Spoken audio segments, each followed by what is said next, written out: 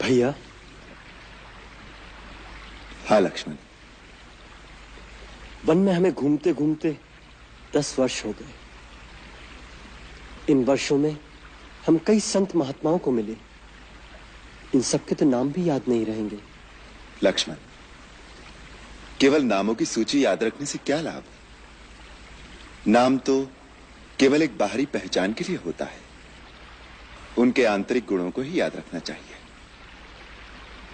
ये सिद्ध पुरुष जो बाहरी जगत से दूर इन दुर्गम स्थानों पर बैठे साधना कर रहे हैं, ये जो नगरों और बस्तियों में अपनी शक्ति का प्रदर्शन नहीं करते, ये बड़े दुर्लभ लोग हैं। इनके तो दर्शन मात्र से ही लाभ होता है। केवल दर्शनों से क्या लाभ होता है?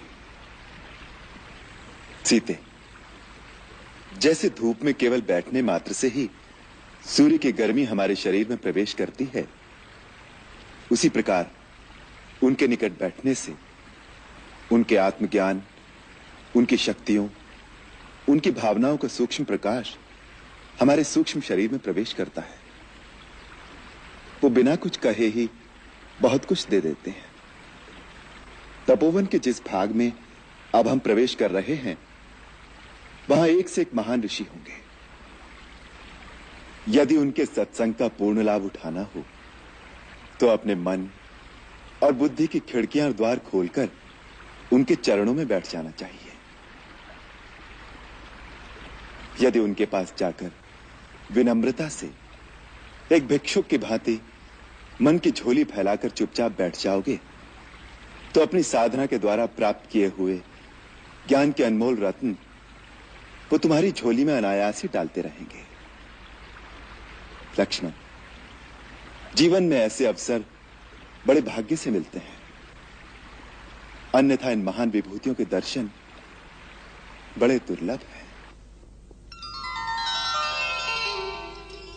सबसे बड़ी शक्ति मन की है, परंतु मन एक चंचल घोड़े की भांति कभी स्थिर नहीं रहता। योग के द्वारा चित्रवृत्तियों का विरोध करके जो मन को काबू कर लेता है, उसका मन सर्वव्यापी आत्मा के अधीन होने से वो संसार की समस्त शक्तियों पर अधिकार पा लेता है। राम, अपने कर्म की अच्छाई और बुराई को हर घड़ी हर क्षण परखते रहना चाहिए। अपने कर्म को परखने के लिए मनुष्य के पास एक ही कसौटी है। वो ये सोचे कि यदि मैं इसी समय मर जाऊं तो मेरा